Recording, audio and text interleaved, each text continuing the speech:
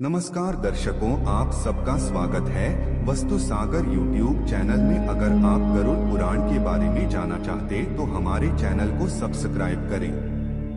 आज हम भोगी प्रवृत्ति के प्रेतों के बारे में जानेंगे, जहां प्रेत आपके शरीर में कैसे प्रवेश करते हैं, यह क्या क्या करते हैं और इनका लक्ष्य क्या होता है।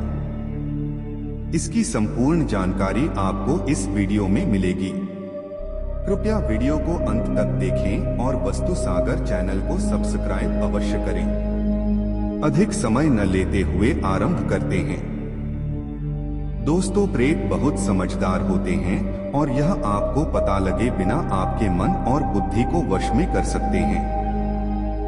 आगे गरुड़ जी कहते हैं कि हे देवेश, कई बार प्रेत बाधा जन्मे व्यक्ति के शरीर में आकर अनावश्यक प्रक्रिया करता है, नाचता है, कूदता है और भोजन भी अधिक करता है।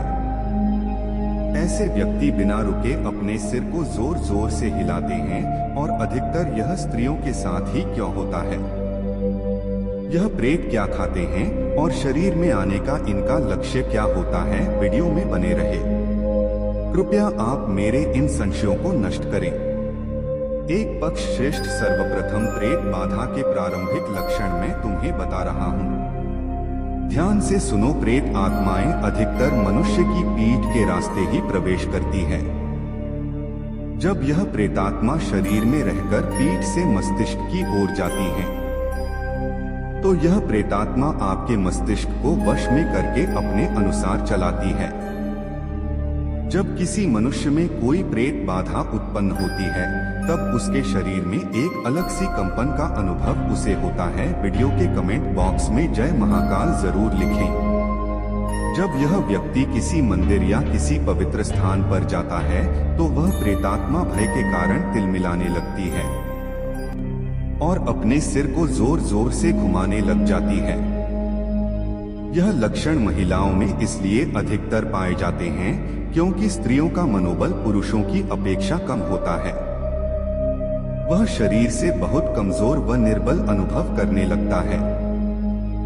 जहां भोगी प्रवृत्ति के प्रेत आपके स्नायु तंत्र यानी मस्तिष्क को अपने वश में करके अपने द्वारा नियंत्रण करते हैं। शरीर में प्रवेश करने के बाद उनका केवल यही उद्देश्य होता है। कुछ ऐसे गंदे आचरण वाले प्रेत भी होते हैं जो केवल मनुष्य के शरीर का उपभोग करने के लिए उनके शरीर में प्रवेश करते हैं, और यह अधिकतर महिलाओं के साथ ही होता है। हे प्रभु, शरीर को प्रेतात्मा कितने समय में अपने नियंत्रण में कर सकती है? कृपया आप मुझे यह बताएं। यह पक्षीराज कोई भी प्रेतात्मा अचानक से किसी व्यक्ति के ऊपर नियंत्रण नहीं कर सकती। वह प्रेतात्मा धीरे धीरे उस शरीर पर अपना कब्जा करती है। वह धीरे धीरे पीठ के निचले भाग से आरंभ होकर मस्तिष्क की ओर बढ़ती है। प्रारंभ में तो पीठ पर कुछ रेंगने जैसा महसूस होता है, जैसे कोई कीड़ा पीठ पर चल रहा हो। वह पहले तो आपके कंधों को भारी करती है, फिर आपकी गर्दन में जकड़न सी महसूस होने लगती है। पीठ के निचले भाग से मस्तिष्क तक पहुंचने में बहुत सारा समय लग जाता है। कई आत्माएं मनुष्य के केवल जीवा पर ही नियंत्रण करती हैं ताकि वह अपनी इच्छाओं को बता सके। क्या आप जानते हैं मृत्यु के समय होने वाले लक्षण व पीड़ा कैसी होती है, तथा मृत्यु के बाद जीवात्मा कहा जाती है? गरुड़ पुराण में कहा गया है कि मनुष्य संसार में जन्म लेकर अपने पूर्व जन्म में किए गए पुण्य और पाप के अच्छे बुरे फल को भोगता है। मृत्यु के निकट आने पर वह प्राणी परिवार के स्नेह की वेदना से रोता हुआ परिवार के बीच में ही प्राण त्याग देता है।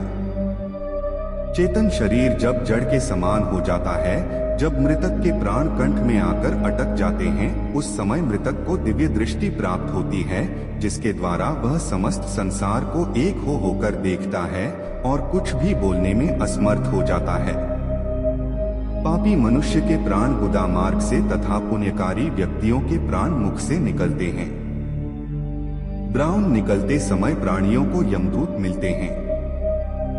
जो क्रोध से लाल नेत्र वाले भयानक मुख, पास और दंड को लिए नग्न शरीर, दांतों को पीसते ऊपर को उठे केस वाले, कोभी के समान काले टेढ़े मुख वाले विशाल रूपी शस्त्र वाले यमदूत वहां आकर उपस्थित रहते हैं। उन दूतों को देखकर भय से वह प्राणी मल मूत्र त्याग करने लगता है। हाय हाय करता हुआ वह जी शरीर से निकलकर अंगूठे मात्र शरीर को धारण करता है और वह मोहवश अपने घर को देखता है। उस अंगूठे के समान शरीर के गले में रस्सी बांधकर इस प्रकार ले जाया जाता है। वह कहते हैं कि है दुष्ट, तो शीघ्र चल, तुझे यमराज के घर जाना है। शीघ्र ही हम सब तुझे कुंभ भी पार्क नामक नरक में ले जाएंगे। उस समय जो मनुष्य दुरात्मा होते हैं, जैसे अपराधी व्यक्ति को राजा के सिपाही पकड़कर ले जाते हैं, यमलोक ले जाते समय यमदूत प्राणी को बार बार नाटकों के भयानक दुखों का वर्णन बारंबार करते हैं। उसे यमदूत अपने पास बंद में जकड़कर मारते हैं और जो पुण्य कार्य होते हैं उन्हें स्वर्ग के पार्षद अपने लोक को सुख पूर्वक ले जाते हैं। उन यमदूतों के धमकाने से उसका हृदय टूट जाता है। भय से कांपते और अपने पापों का स्मरण करते उस जीवात्मा को यम मार्ग में कुत्तों से कटाया जाता है। जब वह मार्ग में भूख और प्यास से पीड़ित हो जाता है, तब उसे सूर्य के तेज और वायु के वेग से तब बालू रेत में चलाया जाता है। ऐसे कठिन मार्ग पर चलने से ढककर गिर जाता है, मूर्छा खाता है तथा फिर उठता है। इस प्रकार वह जीव अंधकारमय यमलोक में पहुंचाया जाता है। वे यमदूत उसको घोर नरक की यातना दिखाते हैं। जंगलों में पहुंचकर वह जीव यमराज के दर्शन करता है तथा घोर नरक की यातना को देखकर यमराज की आज्ञा से फिर मनुष्य लोक में आता है। इससे आगे उस जीवात्मा के साथ क्या क्या घटित होता है, यहाँ हम आपको गरुड़ पुराण के अगले भाग में बताएंगे।